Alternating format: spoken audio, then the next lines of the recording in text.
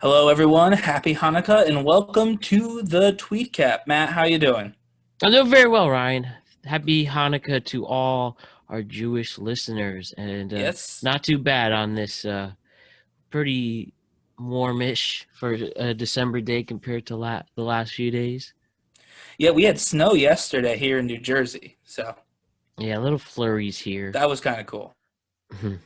just Yeah, it wasn't. It was just just flurries. the right But amount for those of you who are wondering, I am of Ryan. nothing. With me, as always, co-host Matt. And I'm sorry. I was just sorry. I forgot my train of thoughts with that. You were saying though. No, I was just introducing us because I realized, we have some new listeners now after last week's episode was on YouTube, as well as being added to a couple other podcasting platforms. So I wanted to just reintroduce ourselves. Like I said, I'm Ryan. This is Matt, and we are the hosts of the TweetCap. And for those of you who don't know, the TweetCap is where we break down the trending topics of the week. So, Matt, did you want to go first? Did you want me to go first? I can start it off. Sure.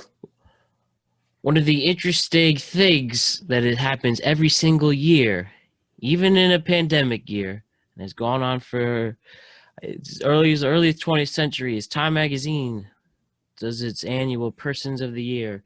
Four finalists announced. Those include President-elect Joe Biden, lame duck president and current president Donald Trump, Dr. Anthony Fauci and first-line healthcare workers, and then also the movement for fighting social justice.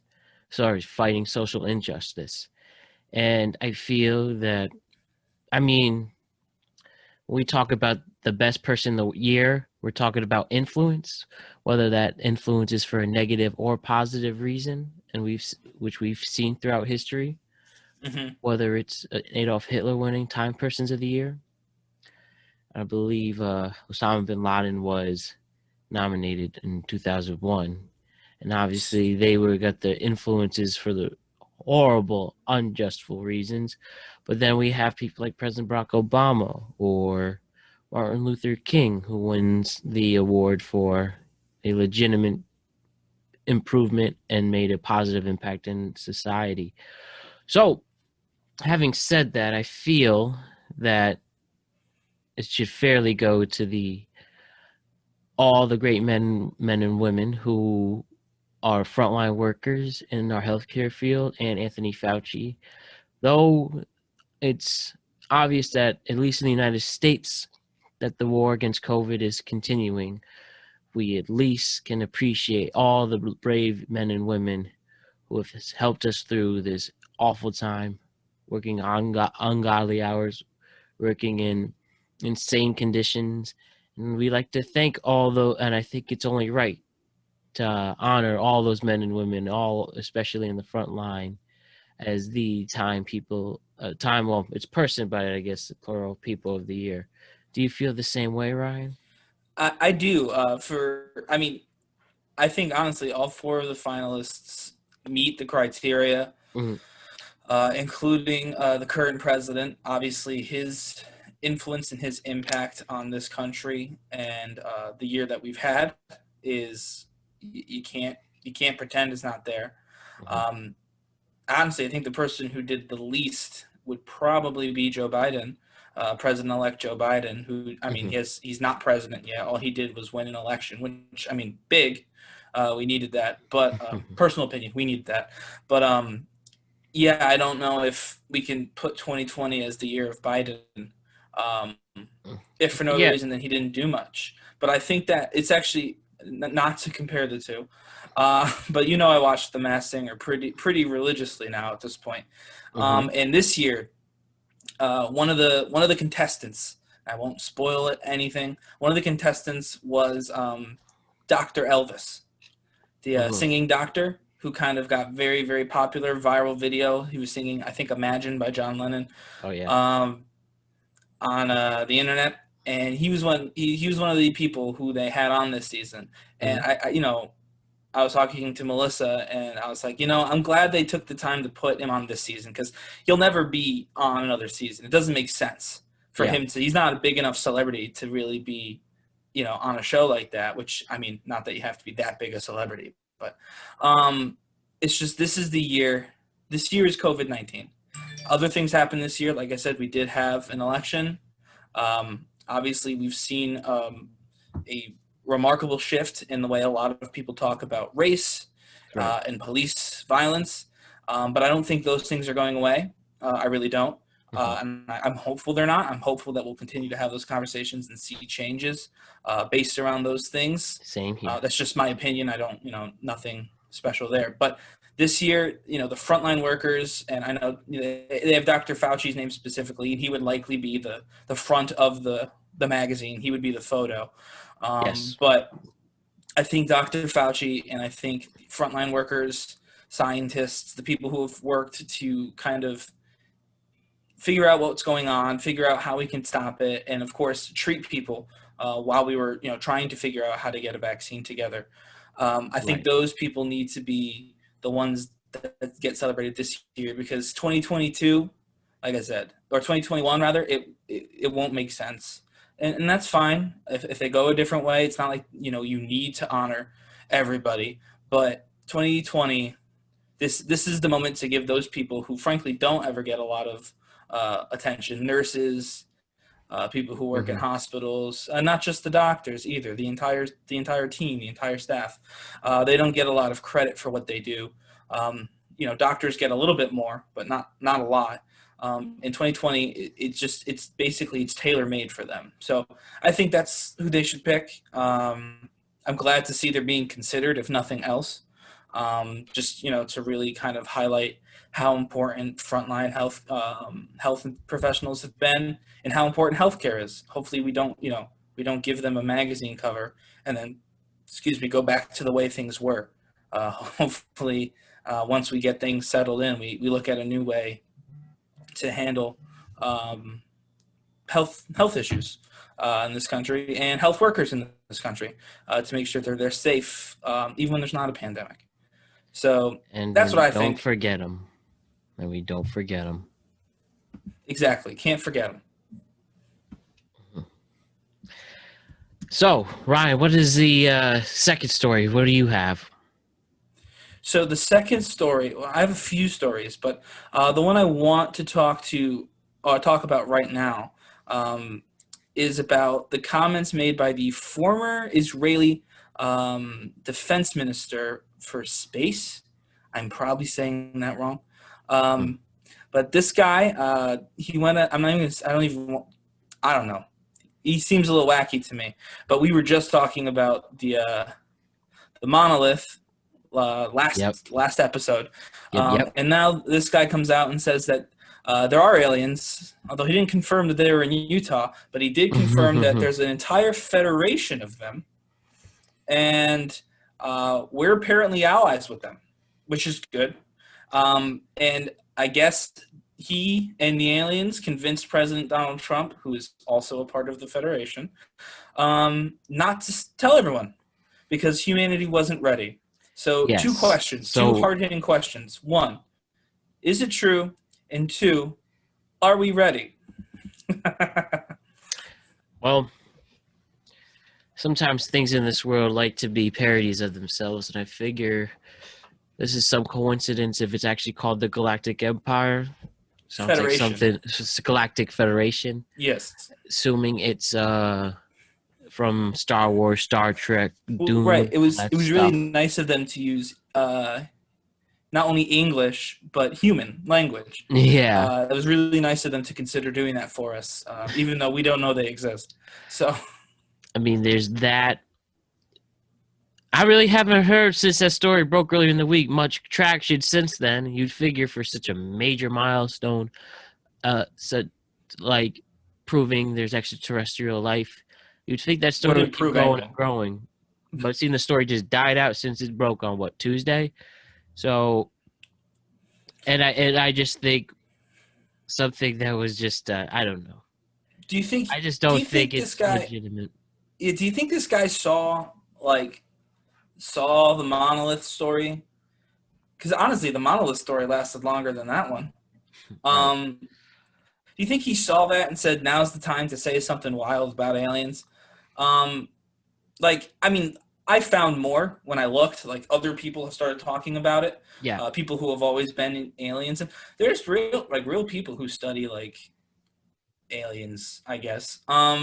They're not typically considered the top flight researchers in the scientific community, but they exist, and they're talking about their thoughts. But yeah, it's not getting a lot of traction, and so I wonder if he just saw like it was kind of an internet meme, and Yeah. so this Israeli defense minister, which scare. By the way, if I were in Israel right now and I was just looking back that this guy was in charge of defending our, I would be like, oh my god, I'd be terrified. I'd be like, we need to. I'd look up the name of the current defense minister right now. I'd be like, we got to make sure this guy, doesn't believe in like the Easter Bunny or something.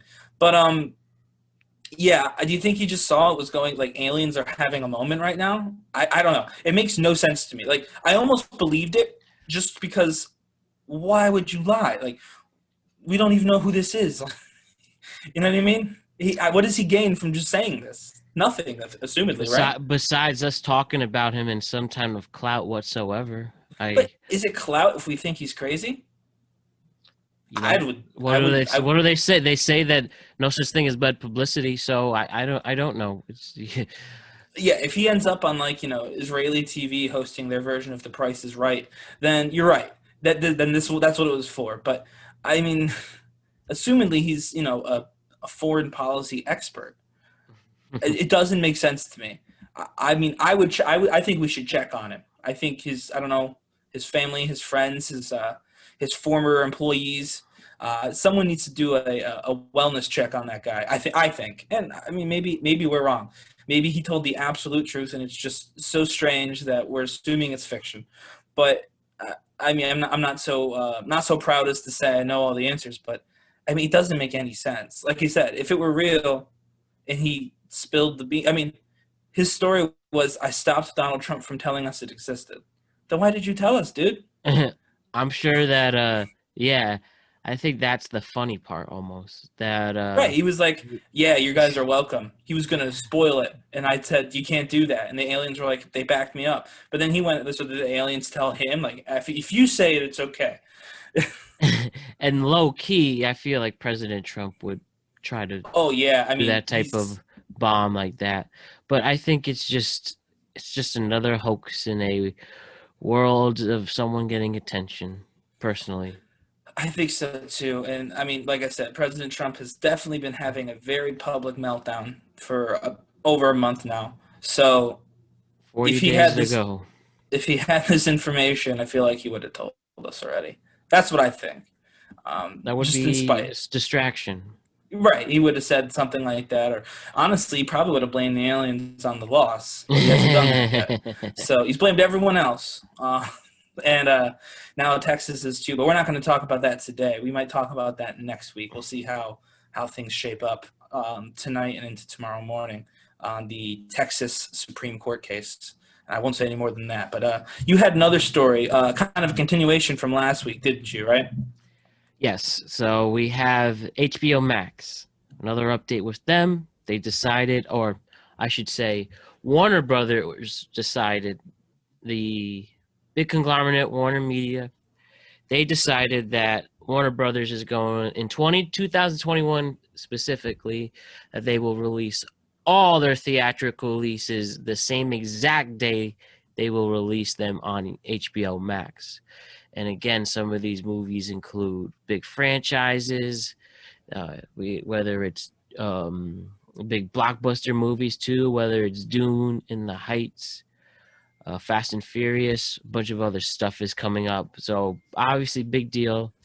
Obviously, interesting for all cinema lovers, but also in the coming days of this announcement, we have high-profile people needing to defend the decision, whether it's HBO Max's CEO or even as early as today, the actual Warner Media CEO of the entire conglomerate had to defend the decision. And pretty much, to paraphrase it, we don't know what's going on in this world.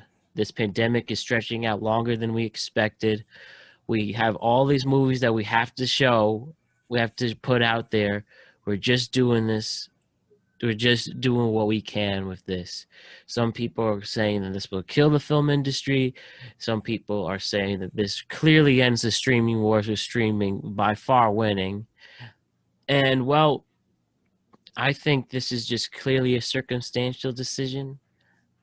I don't think the theaters will. I think the theaters will be upset. They have the right to be upset. But again, they're just making this decision, obviously, because we're in a pandemic and they don't know when audiences can safely go back to the theater. So hopefully more people could come around to the decision with that. Only Warner Brothers has decided to do this in HBO Max. In fact, I saw today a movie only in theaters. The trailer made it emphasize this movie called Nobody. It's pretty much a John Wick style With movie. Bob Odenkirk, right? Yes. And that said, that trailer came out theaters only. Didn't say anything about going to the Peacock network because they're under Universal. Because no one's watching Peacock. No, seriously, that's all. That's why. If NBC was like, yeah, we're just gonna put all our movies there, then nobody would see them. So they would get it. Yeah. Yeah, you're right. But yeah, that's the big news. Another one in a continuous road to see where we're gonna get our big movies. I think I personally, again, I don't actually find it a big deal as much as I want to go to the theaters, and I think it's fair to say the best way to see a movie is in the theater. But at the end of the day, movies can be seen anywhere, and the point is to see them. So I think it's fine for what it is. They didn't shut out theaters completely, and well, hopefully this gets people hungry to go back to the theaters. At least a Warner Brother film in 2022. I mean, I gotta say something. I didn't know that about the trailer for the new what's it? It's called Nobody, right? Nobody. Completely new, completely original. Yeah. I didn't see the trailer, so I didn't know about that in theaters only jab they were taking at Warner.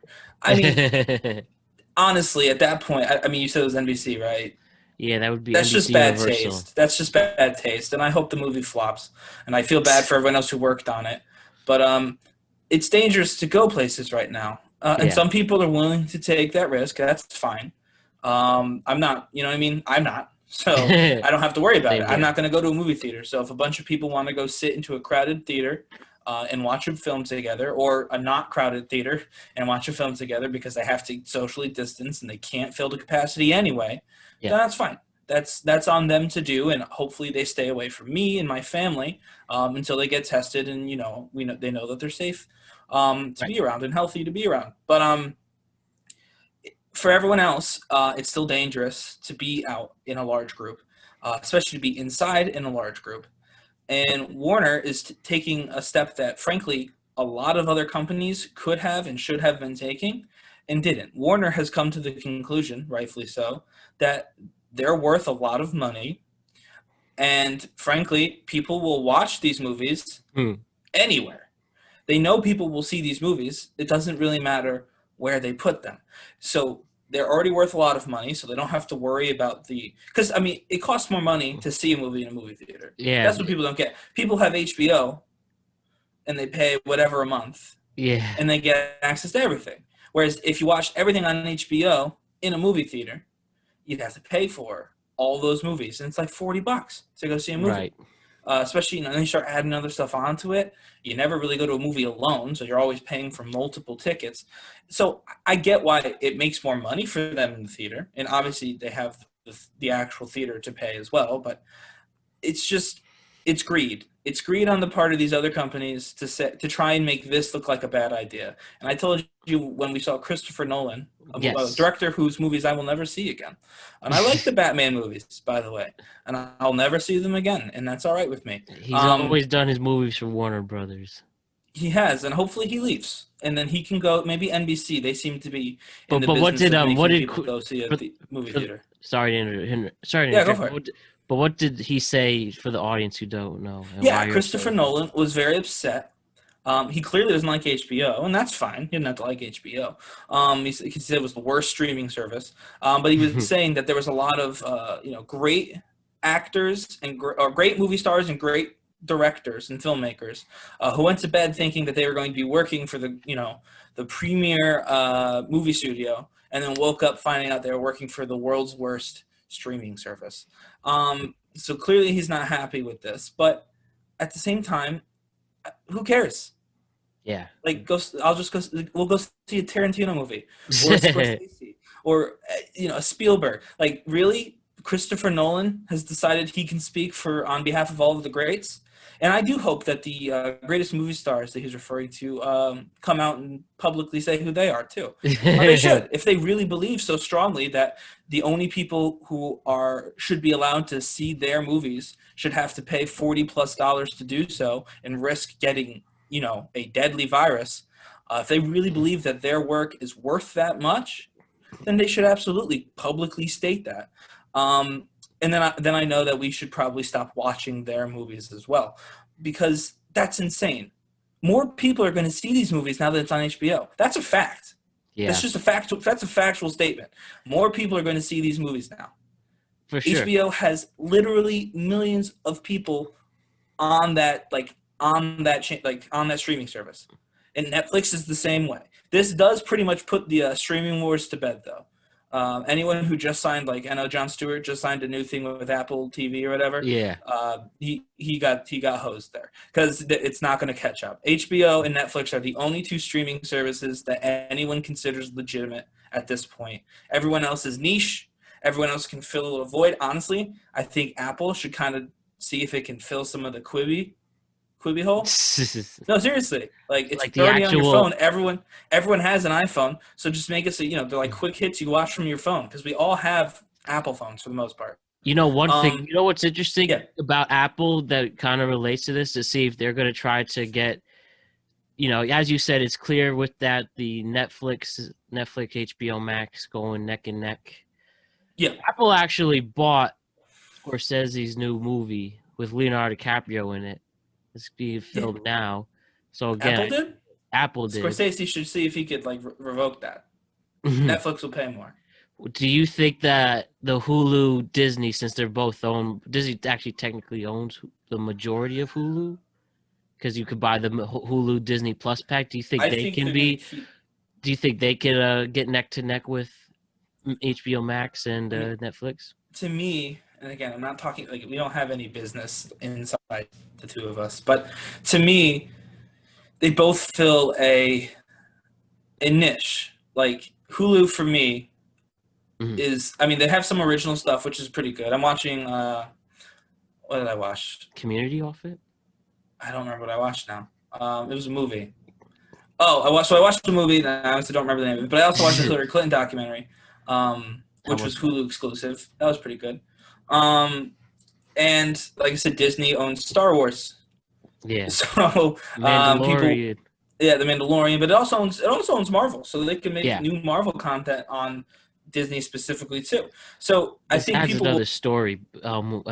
When we continue with the stories, I got that one that popped in my head. But you were saying? Yeah. So I was saying, people will watch those because they Hulu's got live TV. So if you're a streamer like me, I don't have cable, so I just use streaming services. Hulu is almost essential because if there's anything live, and I don't mean shows live necessarily, although I do watch some TV live, but the news or things like that, that's how you would do that. So they have their niche, and they're going to have an audience. But in terms of the premier one, the one that's going to make a lot of money, I think Netflix.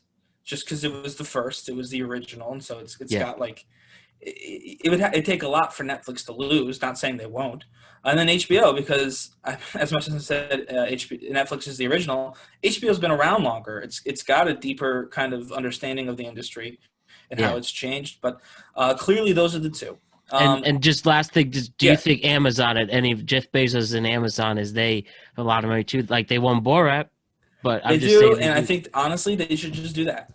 They should just do that. If someone wants to make a movie on Amazon, make a movie on Amazon. Everyone has Amazon too. Amazon Prime exists for forever. You know, I've mixed feelings about Amazon in general. We love But Amazon Christmas time when we need right, it. no, that's what I mean. No matter what, the convenience of Amazon is just there's no amount of self discipline, in my opinion, that could get a person to completely cut Amazon out. Like seriously, I That's think you could cut it totally. out mostly. You can make a concerted effort to try and avoid Amazon. Even their customer service is amazing. I don't know if you Yeah, well, ever had a exactly. problem. They're just like that with I never everything. see. I've never even had a problem. See? But like, there's no matter how hard you try to cut Amazon out of your life entirely, you'll never succeed. You will always end up doing something with Amazon because Yep. they're just everywhere. They're so big, and they don't need to be in the movie business at all. They should do what they're doing now. I mean, they have some originals, and if they can't sell the originals, then just keep them. I mean, it's not hurting. People who are on there watch them. I've watched The Boys. That's an Amazon original. I watched. Yep. God, I'm forgetting the name again. With Robbie Amell. He dies in the very first episode. Not a spoiler. It's the plot. Um, For this is a Amazon show? Amazon original. Like he dies and they put him in the computer, like funeral With thing. Al Pacino? No, I'm sorry, I'm blanking. I know what you're talking about too, but I'm blanking. it's a new TV show. And it stars Robbie Amell. He dies in the very first episode, and his family pays for him to be upload. It's called upload. Upload. Uploaded into like a cloud for dead people. Mhm. So yeah, that's like those are good shows, and if they sell them for a lot of money to one of the streaming services that thinks they have a shot or does have a shot, great. If they don't, Amazon's got forever money, so just keep making them. You know what I mean? Like it's a Right. nice little thing for the people who do have Prime, who do use Amazon Video. Be like, hey, we have some originals for you to thank you for paying us all of your hard-earned money. So, Um, and also with this at this moment, as you said, with Amazon and Netflix, sorry, HBO and HBO Max and Netflix neck and neck, do you think? I mean, you joked about with Peacock if a way to get it. Well, we see now the major studios owned by big conglomerates are the major studios owned by conglomerates are. Do you think that that's what they're gonna do? You guys are just tell them like, yo, whether it's Viacom with Paramount Pictures or NBC Universal with Universal, mhm. we're gonna have to do what Warner's is doing. Do you think that could be a No, day that happens or no? no, I don't. I don't think they're going to do this forever, which is what makes this whole backlash by this whole supposed backlash. I have only seen Christopher Nolan complain. By the way, I've not seen another Mhm. person complain about this, but he complained very loudly, and he did it on behalf of a bunch of people. So I think that for that reason, we need to really look at like reality. There's a pandemic. That's what's happening. That's the reason we've gone forward with the changes. And once it's better, once we're vaccinated, it'll all go away. Totally agree with you, Ryan. I totally agree, and it just shows how impatient we are as a humanity. Exactly. We're jumping to conclusions. There's no need to do that. So Ryan, I have a little audible, just two things. Well, I have Sure. was one quick story. Then Bridget came in. I Oh, think you'll sure. enjoy the show. After I just do this one quick story, then Yeah. we'll take a break, and then we'll have the 40 minutes with him. So like the original plan. Sounds good. Okay. So having said that, my last story, Ryan. So CD Project Red, the big famous I had that video one too. game developer I had this one too, so this is good. known for The Last of Us, seems like they might be on a quest to be Rockstar, the only other video game the world actually knows because your products are That's so not good. true. I mean, to a mainstream audience, but EA.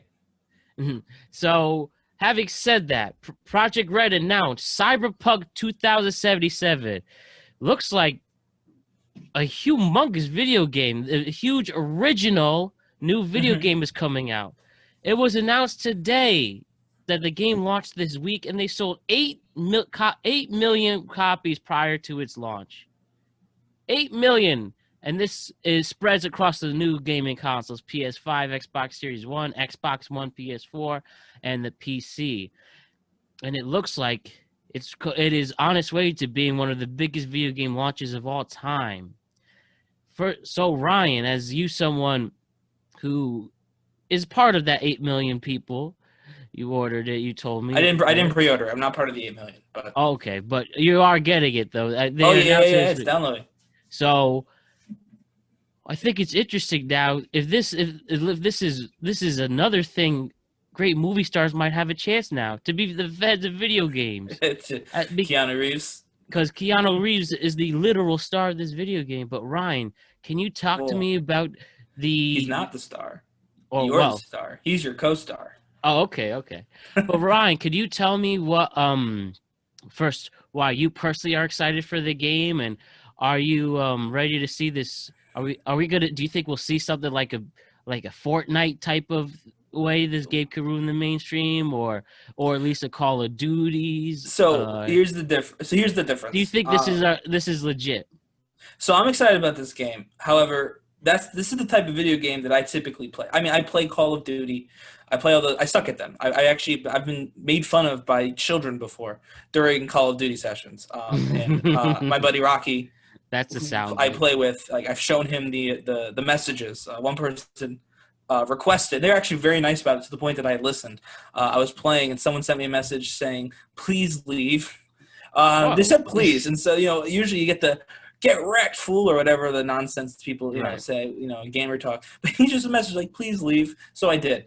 So I play those games, but for me, these kind of large storytelling RPG action games, I like those best. Bethesda is probably my favorite game studio. They do Fallout and they do Elder Scrolls. And so because Fallout's my favorite video game franchise, I was excited about this because this was kind of a futuristic RPG like Fallout, but had some differences in that, it wasn't A, that series, and B, had some different kind of aesthetic being in a big city with all that stuff. And so that's why I was excited to play it. But this is not going to be a pick up and play game like Fortnite or like Call of Duty or Madden or anything like that. This game is going to be for people who like games, probably. Despite being a massive launch, a lot of people do like these kind of narrative games. So I'm not saying like it's going to be a problem for them at all. But what's going to make them different than Rockstar is you could have never played a Grand Theft Auto game in your entire life. And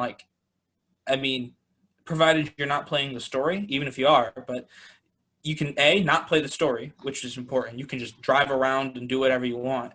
And B, you'll figure out how to play that game in maybe at most like 5 minutes. It could take you all of 5 minutes to figure out how to play that game. And I don't believe that this game is something that someone who has never played an action/RPG type game can just pick up and figure out in 5 minutes. You'll probably have to play through the 30-minute intro, really pay attention, practice everything, learn the mechanics, learn the ins and outs. I've not played it, so I'm not 100% sure, but just based on Will you be able to give a review next week? Yeah, that's the plan. Like I said, it's downloading now. I was gonna wait till I got a next gen console. But I pushed that back a little bit because we are in the middle of like 13% unemployment, and every dollar is important.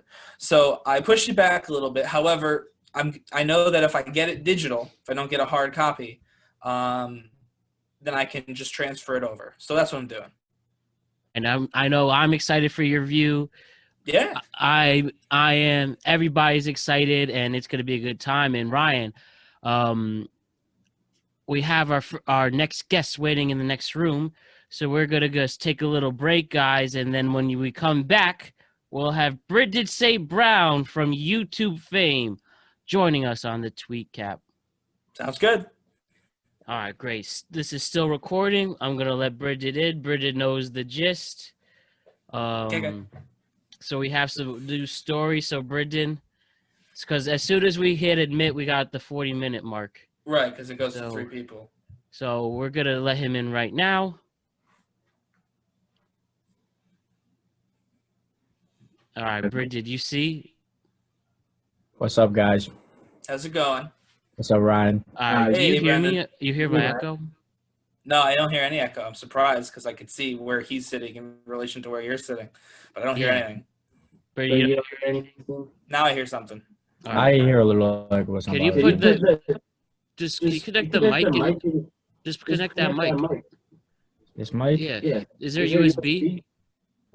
Yeah. All right, just connect it to your phone, to your laptop. I gotta go get my adapter. Everything's on USB-C now. That's the new thing. All right, do that quick, and then It'll be good. then you'll see won't hear my echo. This is still actually recording, so I'm gonna actually end this session, so it'll automatically restart. And once you just get my text, Ryan, then we'll go in. Sounds good. I probably won't even leave the room. I'll probably just stay in the room. All right, just give me 5 minutes for this to convert, and then we'll go. Sounds good. And we're back, ladies and gentlemen. Welcome back to the TweetCap here with my co-host Ryan Page. And now we have our second ever guest on the TweetCap. It is none other than YouTube's rising star and quite a talented individual himself. Brendan St. Brown has joined the TweetCap. What's going on, Brendan? What's up, guys? Thank you for having me on. Appreciate those words, man. Appreciate you, big bro. No Thanks for being problem, on. bro. Appreciate you. So appreciate you, little bro. So you know how this works, Brendan. You get the gist, talking about what's trending, biggest news topics and stuff like that. So feel free to give your opinion on it. If you have any stories to share, we'd love to hear it as well. So I'll start with Ryan, and then Brendan, do you want to offer a story after that we could discuss? Yeah, I got a story. All right, great. All right. So I got Ryan, two. Yeah, I got two. One of them we're going to circle back to. Me and Matt discussed this. So we have a long-running tracker here on the TweetCap. Last week we talked about or maybe even 2 weeks ago, we talked about the monoliths, the strange structure appearing in Utah, Romania, and then California. And then just this week, a former, I'm going to say disgraced, but maybe not, Israeli Minister of Defense went on to say that there was the existence of a galactic federation. So everyone who heard the first half knows what we think about this, but I've decided I'm asking everybody. What do you think? A, do you think it's real? And B, how crazy is this guy actually? Oh, that is a big question. It's a deep question. Yes, it is. I'll tell you flat off the bat, I'm open to it. I'm open to the possibility. I'm not quick to say, no, that's not real. And when they say, when we can't even conceptualize how big space is, right? They say there are more stars in the universe than grains of sand in the world, right? So think about think about every beach in the world, right? I can think of all this grains of sand on Norwalk Beach, right? Millions of grains of salt, right? Think about that all over the world. Think about every little grain of salt is a star. Now, if we go off to our solar system, for one star, there's what this is bad, but 9 planets, right? Now just think about that, 9 times 1 trillion, right? Times trillions. So space is really big. I used to dive into this question a lot. Is there aliens, right? In aliens, there's extraterrestrials, there's life, right? There's when I think when you say aliens, you have a connotation of green, right? The gray man, Martians, or right? Yep. They say so there's this one of the moons, Europa, I believe, around it's one of the moons of Jupiter. I want to say they believe that there's water there and there could be microbial life. Right. If you listen to Bob Lazar's thing, it's crazy. There's a lot of commonalities. How in his story, should I just reiterate for the people who are listening? Go for it. Yeah. All right. So yes. Bob Lazar is one of the most famous whistleblowers for Area 51. He wasn't in Area 51, but people know what Area 51 is. He was actually on a base called S4, which was it was like in the same area, not the same base, but same area. So just to be clear, he's suggesting that there are aliens. They've already been here, and the U.S. government has them somewhere. Yeah. So Bob Lazar's story, he says he's worked on alien aircrafts. Okay. And it's a really deep story, but basically, this guy was a genius. He was really good with jet propulsion. He was able to put a jet engine onto a Honda Civic, and that's how the government found him. Huh. But the government, they hired him for this job, and he would work really weird hours, really late hours, and he couldn't say anything to anyone. Like, I don't know, let's say he signed a non-disclosure agreement. But he was working these really late hours, really random hours. So his wife thought he was cheating on her, so she started to cheat on him, and the government was like tapped into his whole living situation because He they was working believed for them, yes. he was working for the government. All right, yeah. So I skipped a part. He was working on these alien aircrafts. Gotcha. So he says, right? Right. And Allegedly. the wife is cheating on him, so then the government fires him. They say, or they let him go. They're like, you have an unstable home. We don't want to work with you because that could just drag out. Right? Things could go bad. If So we had he's that like- rule still, Mike Pence would have been president. You're not wrong there. So he gets fired from his job and he goes to his friends. He says, "Hey guys, all right, they do these test runs.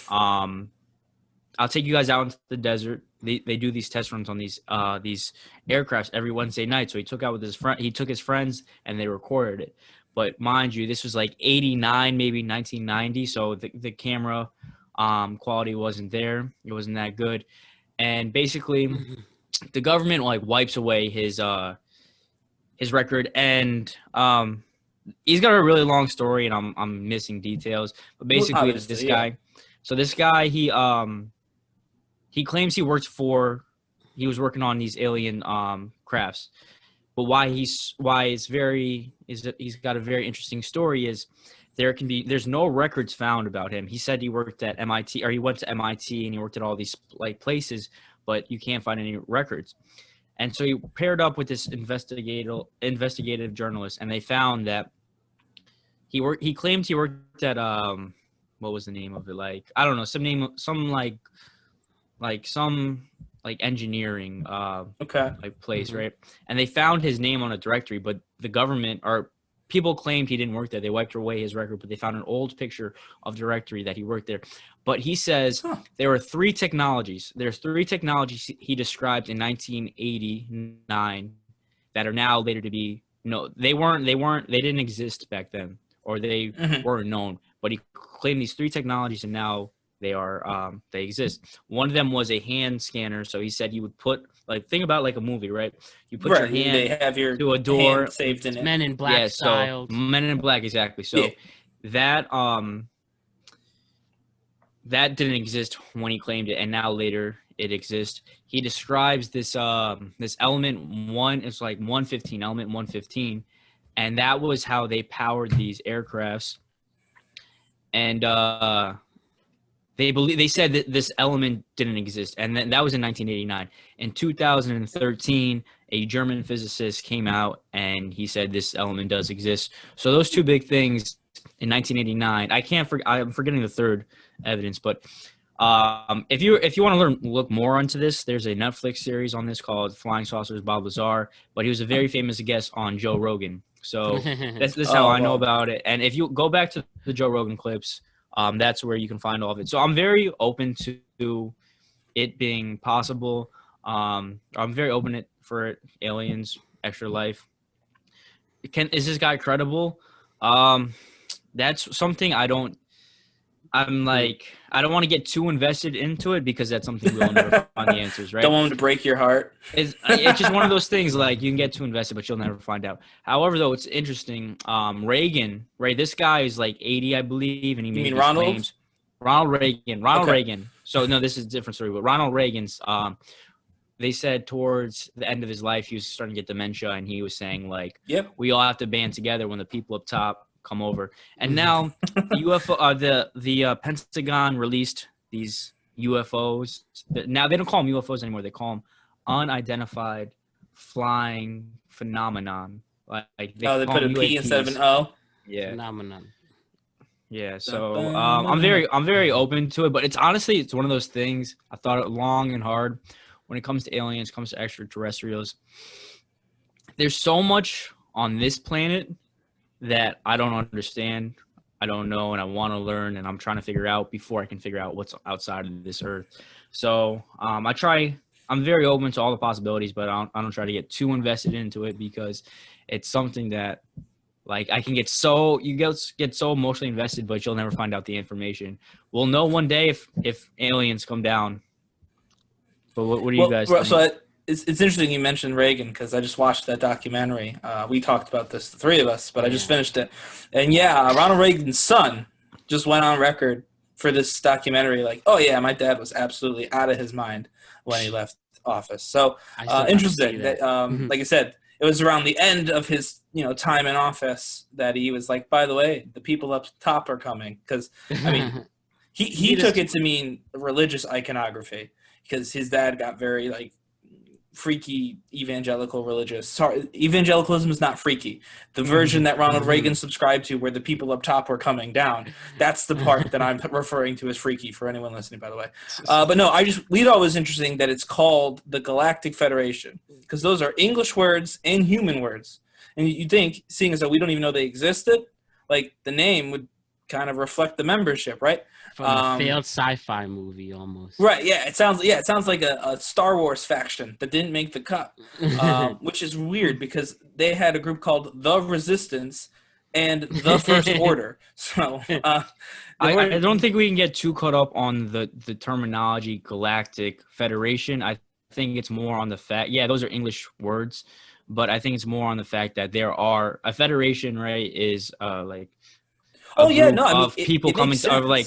Of a group of different states working together. So I think it's very possible that there might be. To me, it was just weird that they used human words. Like I would assume, granted, we will never know until we know. But I was like, you'd think that the name would be something from.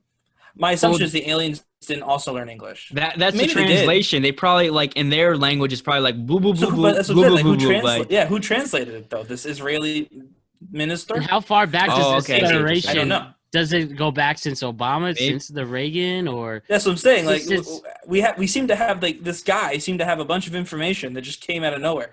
And then his initial story was Donald Trump, the president of the United States, was going to tell everybody about the Galactic Federation, but myself and the aliens convinced him that people weren't ready. I'm confused as to why he would tell that story because in telling that story. He also tells us, the people who are not ready, and I agree, by the way, we're not ready. We have a lot going on down here. We don't need to worry about that right now. Yeah, exactly. But I was like, so I agree with that sentiment. But I'm like, but by telling us that you didn't want us to know because we weren't ready, you're outing it. I'm like, it doesn't make as a story.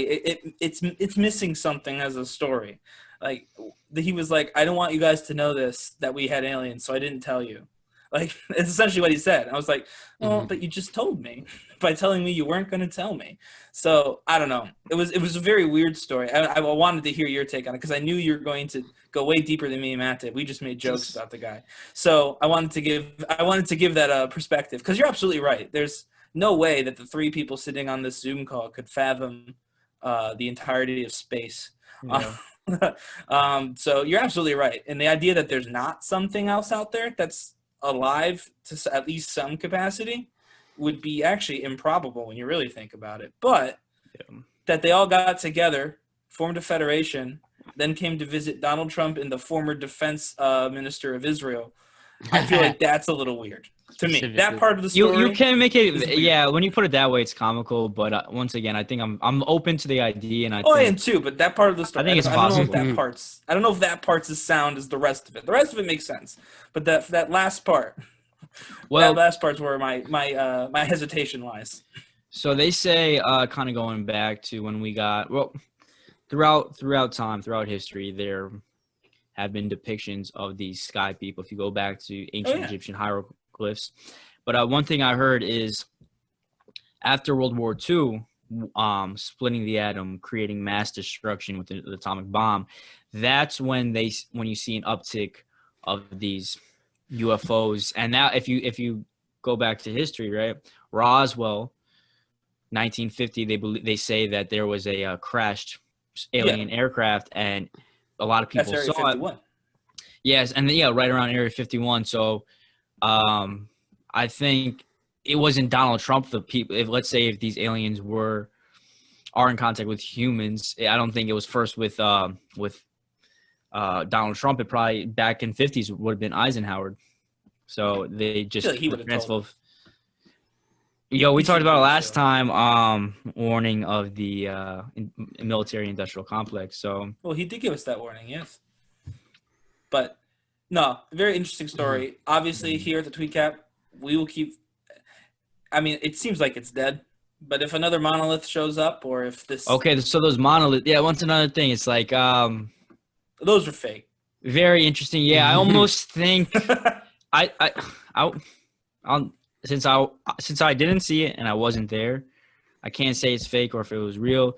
But just the media coverage that I saw, it did seem like someone placed it there. Yeah. And that's why it's what makes me wonder, for whatever reason, if the former Israeli defense minister is like, people are talking about aliens now. I got a story for them. That's very Like, possible too. You know what I mean? will Because relate. it's very strange how that all worked out. That we had that one story, which again, by the way, my opinion, clearly fake. And then this other story came out like a week later, kind of like taking it to the next level. So who knows? We'll find out. It'd be very, there's still a month left of 2020, and it'd be very, very on brand for the new year to end with some sort of alien incursion. But for now, we will just have to wait and see. I don't know if I had one other story that I wanted to talk about. We didn't talk about it Yes. last week, Matt. Yes. So bear with me, Brendan. I don't know if you were prepped on this. But last night, or rather 2 nights ago, a small television network called Access TV got better ratings than the USA Network. And that is all because of professional wrestling promotion, AEW. So, Brendan, I don't know if you know what AEW is. It's a new wrestling promotion that's on TNT, where WCW used to be. They just started a partnership with Access Television and a wrestling show that they were already producing. And in prime time from 8 to 10 o'clock, I think it is, on Tuesday night, more people watched that show than the next night watching professional wrestling on USA Network, which was WWE's NXT. So me and Matt have talked about wrestling a little bit before, but this is the first time that not WWE has kind of been the story. I mean, growing up, the three of us, I know we all watched WWE professional wrestling. But apparently there might be some real staying power now with the new one, with AEW. And I mean, they've just signed Sting. We didn't cover that last week because we had a lot to talk about. So I figured I'd mention that. Sting, of course, a legendary wrestler from, even before our time. But yeah, Matt, I don't know. Did you see that? Did you see the ratings breakdown? I didn't see the ratings breakdown, but I saw the big appearance from Sting. And he's even older than the Undertaker. That was last week. Yep. Yeah, he's like 60-something. He's like 62. But he's legitimately wrestling, huh? He hasn't yet, but he's there. He's on the show. But this was actually not Sting. This was their new champion, Kenny Omega, who's from Japan. Well, he's not from Japan, but he wrestled in Japan, and now he's wrestling here.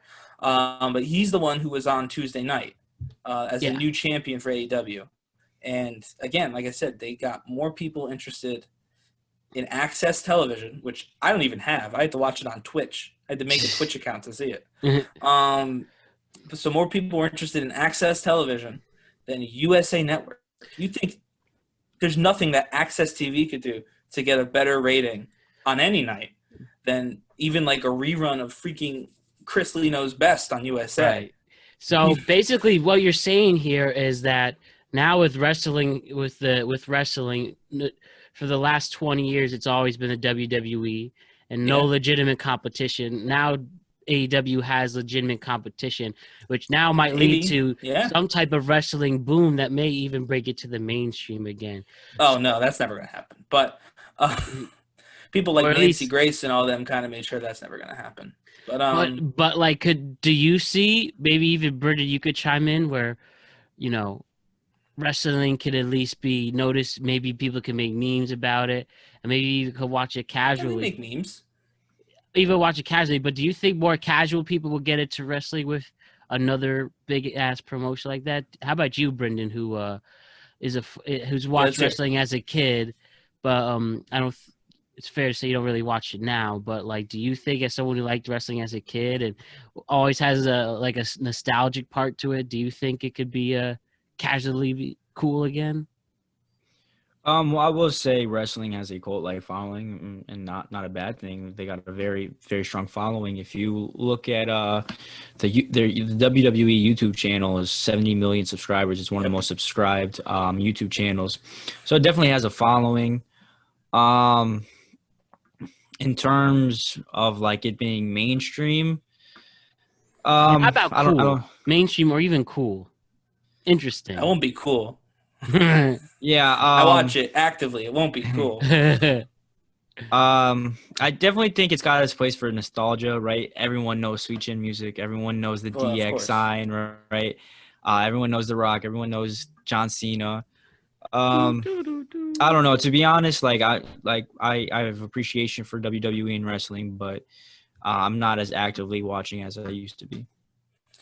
Yeah, and to be like I said, I was gonna say. I mean, I watched Access. I was one of those people who watched it, but I wasn't expecting. It's not like the entire world turned their television to this little known channel on Tuesday night. It was fans of wrestling decided to watch Access. But what's interesting is that there's so many of them, and they all were willing to seek out a show that wasn't just placed in front of them. So I mean, I don't know if Brendan is Yeah, I up to think date on this, but like USA is obviously owned by NBC. They have two of the shows. Fox, actually, like straight up Fox, like network television, has another wrestling show. TNT, another big channel, has a wrestling show. So it makes sense that people would watch those. But to have that many people be interested enough to go to a little known channel to watch the product, especially more people than are currently watching when it's usually on the main network, USA, on Wednesday. I thought that was interesting because again, you'd think that everybody like, oh, cool, but who's going to actually seek out Access Television to watch professional wrestling? But apparently loyal ones. a lot would. But again, how many people are those? But apparently it's actually a decent number of people because it was a noticeable increase for Access Television. At least, again, that show. I'm sure the rest of the network is completely, devoid of any viewership. But that one episode for that one night did have, very, very big increase in viewership. So I thought that was interesting that, like I said, between Sting and then the Kenny Omega on the other show, winning the title, it was interesting to see how many people were really paying attention to that. Because I wouldn't have guessed that it would make much of a difference at all for their numbers. I figured they were going to do whatever they're going to do, then they're just going to do it again on Wednesday during the actual show. But no, people actually watched. Well, what a time for wrestling. What a time for wrestling, man. Yo, but Absolutely. transitioning with that, Brendan, what story did you want to share? Mm-hmm. So a story I've been kind of tuning into today and yesterday, it's been a big story. So if California there's a lot going on in California right now. We think of California as the mecca of entertainment, Hollywood, right?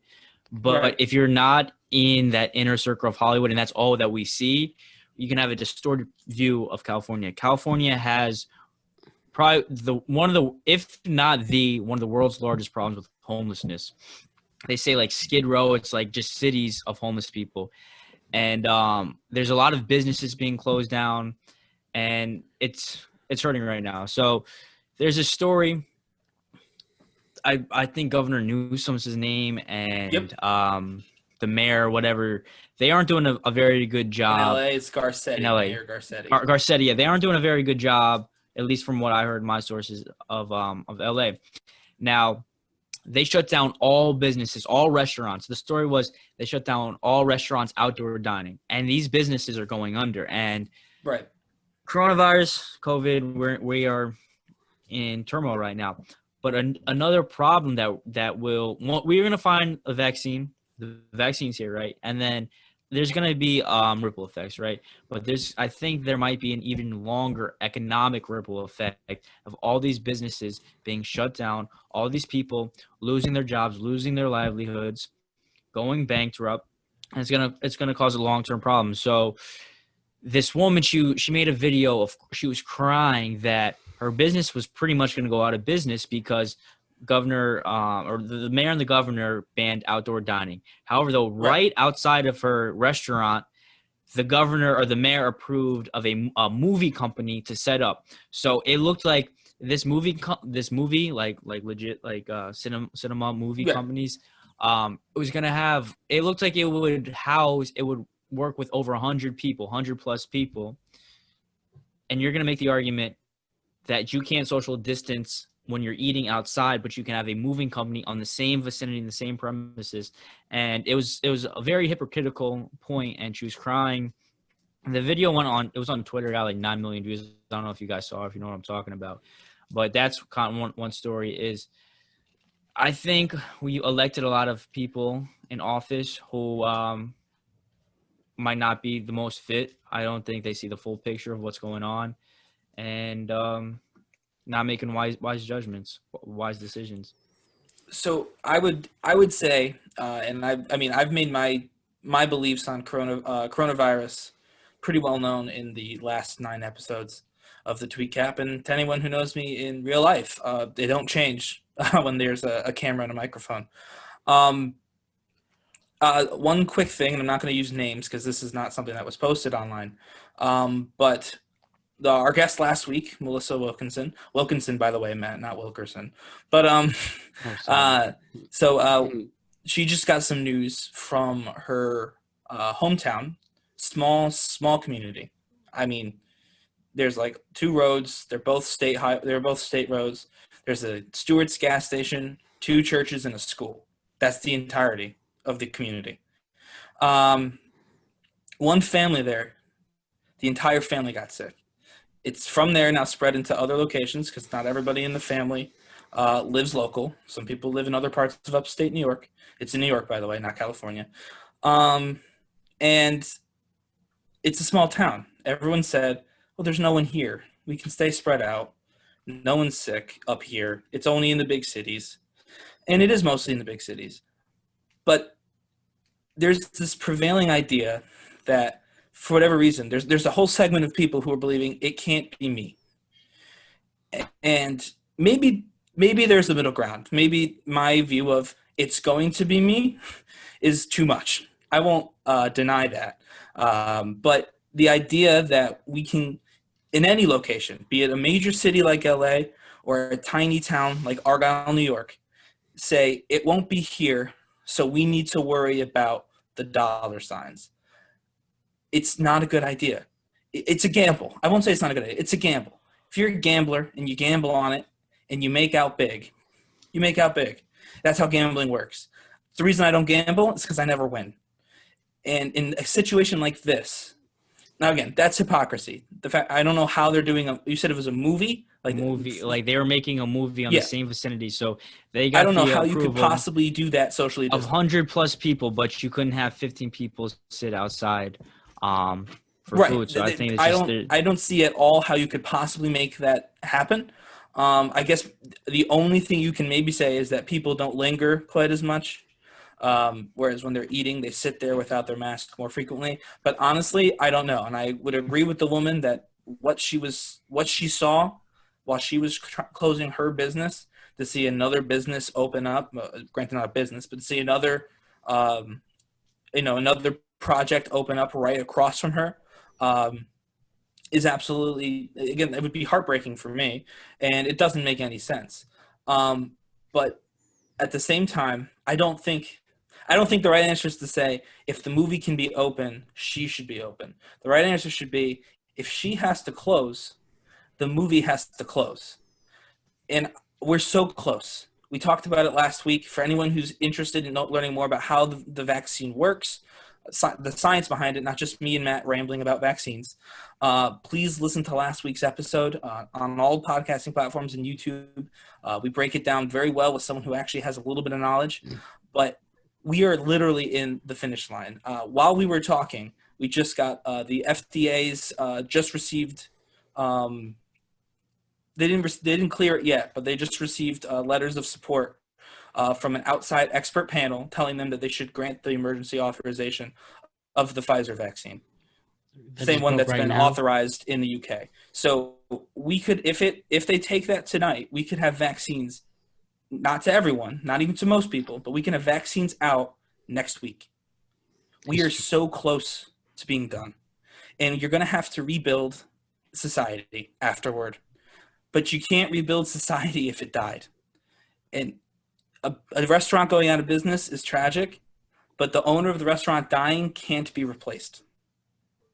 My family losing our job is tragic. Our family losing a friend or a neighbor can't be replaced. So we are so close to being done. In my opinion, because I see the stories, and I agree with you. I don't think everyone's been looking at the full picture, but I don't think it's a one-sided thing. I don't think people are just ignoring the economic impact. And Matt, maybe you jump in before we call it a day. I think on both sides, I think a lot of people from every direction are trying to ignore realities that they can't ignore. And I think if you don't ignore realities, you come to the conclusion that we're totally screwed no matter what we do. So let's try and keep everyone alive, or as many people alive as we can, because no matter what, we're going to be in a really bad spot come 2021, or probably more than likely 2022, when we're really finally back to normal. Yeah, That's my thoughts on it, anyway. It's a sensitive time. It's a difficult time. I think whether you believe in certain beliefs or not, whether you take your own thing, you take responsibility, or all these things, we just want this to end. We just want this to end. Let us do all we can to make as less risk as possible. Obviously, people made the right decisions.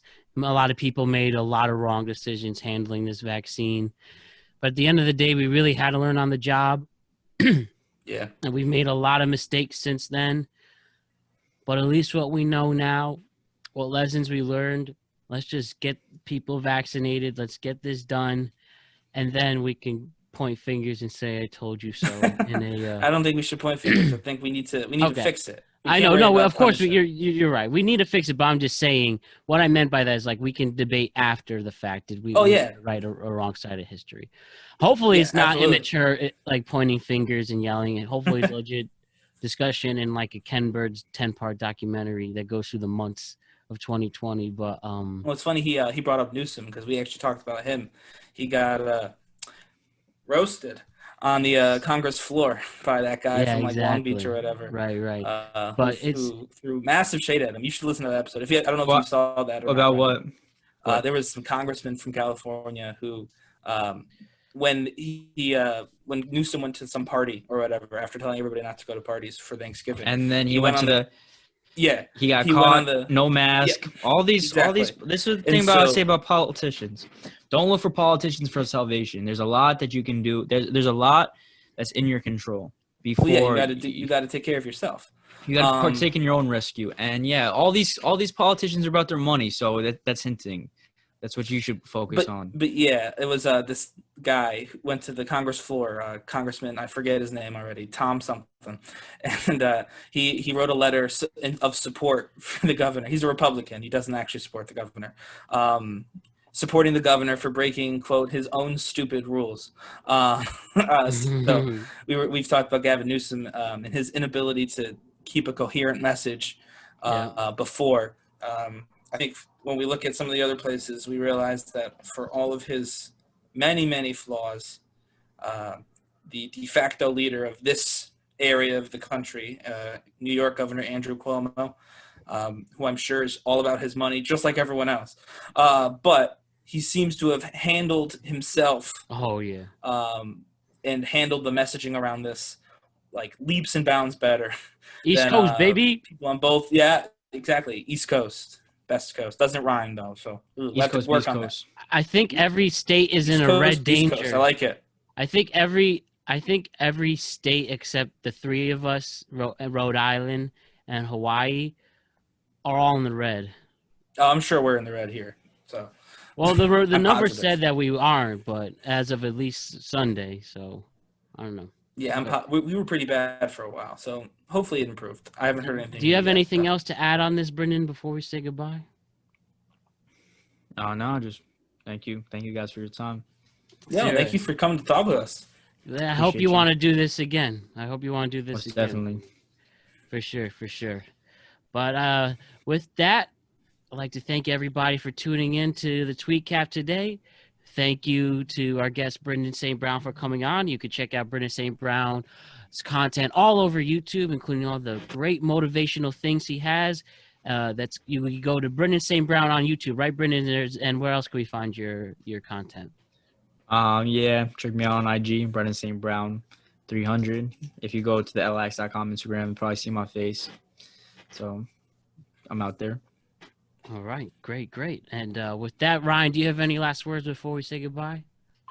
No, we did the happy Hanukkah at the top of the show. Yes, so happy obviously, Hanukkah night to our one, Jewish listeners. happy Hanukkah. For everyone else, and even the people celebrating Hanukkah, you can definitely check out this episode and all of our episodes of the TweetCap on Spotify, Apple Podcasts, Stitcher, and pretty much anywhere else that you find your podcasts.